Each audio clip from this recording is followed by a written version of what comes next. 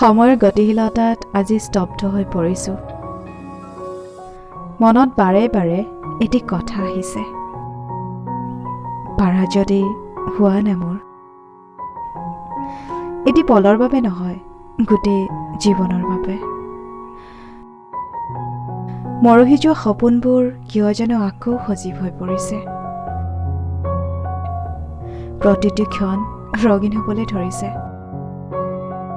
হৃদয়ত এক অসাধাৰণ অস্বস্তিকৰ অনুভৱ কৰিছোঁ। হয়তো মনটোৱে কিবা ক'ব খুজিছে। কবানে তুমি মোৰ?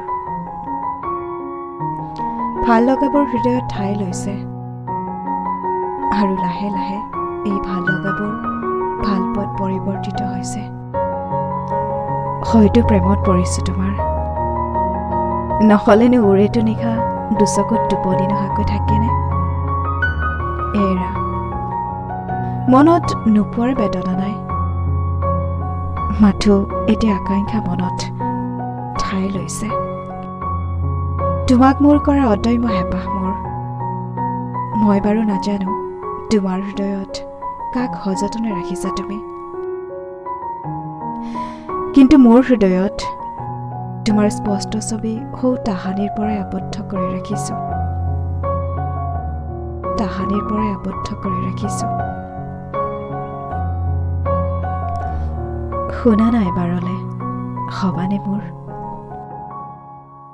জীৱনৰ সকলো সপোন পূৰ্ণ হ'ব তুমি মোৰ দুহাতত হাত থলে। বিশ্বাস কৰি চাবানে এবাৰ? অকণমান সহানুভূতি বিচাৰিছোঁ, কাৰণ নজনাকে ময়ো নভাবে তোমাৰ প্ৰেমত পৰিছোঁ। লিখো বুলি লিখা নহয় কবিতা, হয়তো কিছু কিছু পল আৰু অনুভৱ, জীপাল তোমাৰ অনুপস্থিতিত। কবি হ'ম বাৰে বাৰে তোমাক প্ৰাধান্য দিবলৈ। আকৌ কটাম হেজাৰ এটা গভীৰ নিশা, খাৰে ৰৈ তোমাক লৈ সপোন ৰচিবলৈ। পাৰা যদি হোৱা না মোৰ এবাৰলে।